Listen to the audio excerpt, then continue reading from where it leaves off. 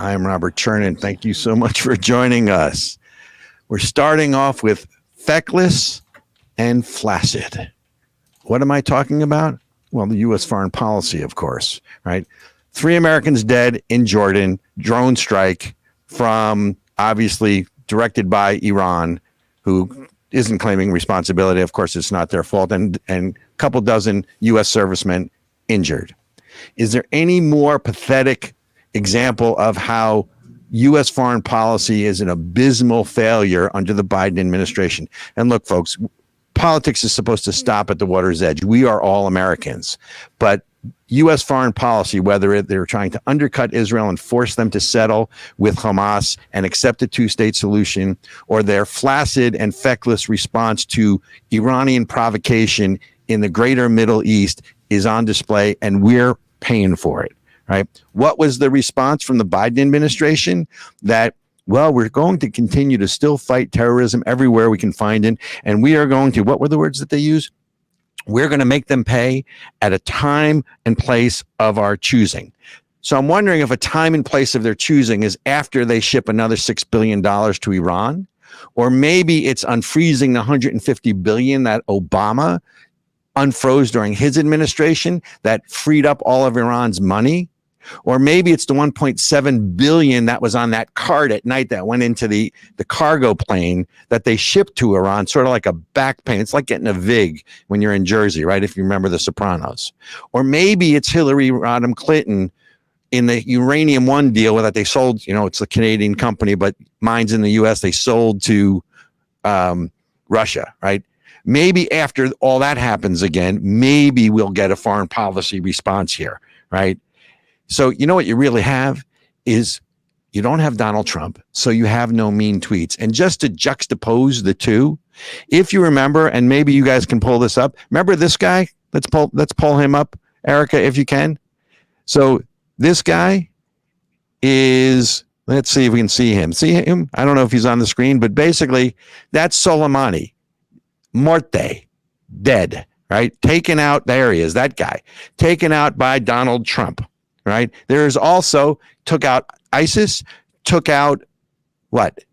Al-Baghdadi. Remember all those guys? And then we have obviously Joe Biden, who's in the Situation Room with Osama bin Laden. But let me read to you when Osama bin Laden was killed. And yeah, I'm pissed off. Right.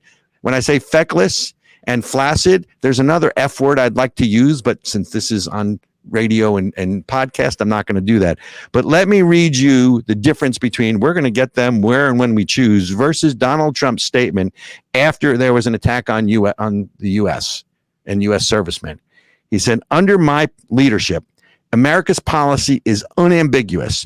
To terrorists who harm or intend to harm any Americans, we will find you, we will eliminate you. We will always protect our diplomats, service members, all Americans, and our allies. It doesn't, ladies and gentlemen, get any clearer than that, right? You harm Americans, we're going to kill you. And that's international politics. It's really no more than street yard politics. If a bully comes up to you and you do not meet that aggression with equal aggression or more, you're only encouraging more bad behavior. There's no difference here. The Persian culture is a wonderful old culture, but the Iranian regime that has been there since 1979 in the fall of the Shah recognizes one thing and one thing only, and that is unmitigated show of force and choking them off financially and economically. That's it.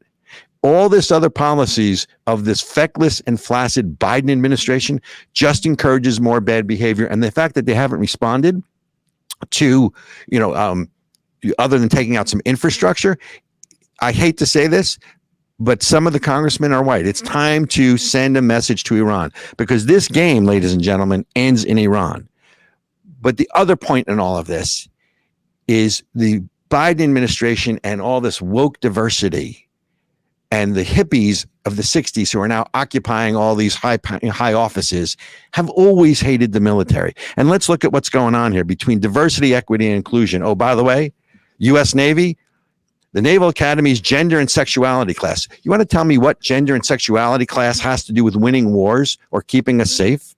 Let's not forget now the drag queen advertisement for the Navy to get, meet their quota, which they still haven't, which leads to They just dropped the high school requirement or the high school equivalency requirement. They're still under quota, right? They're now drug testing special forces. So you can't use performance enhancing drugs. Does anybody really, these are people who put their lives on the line for the country, and we're going to tell them that they can't use performance enhancing drugs. Why?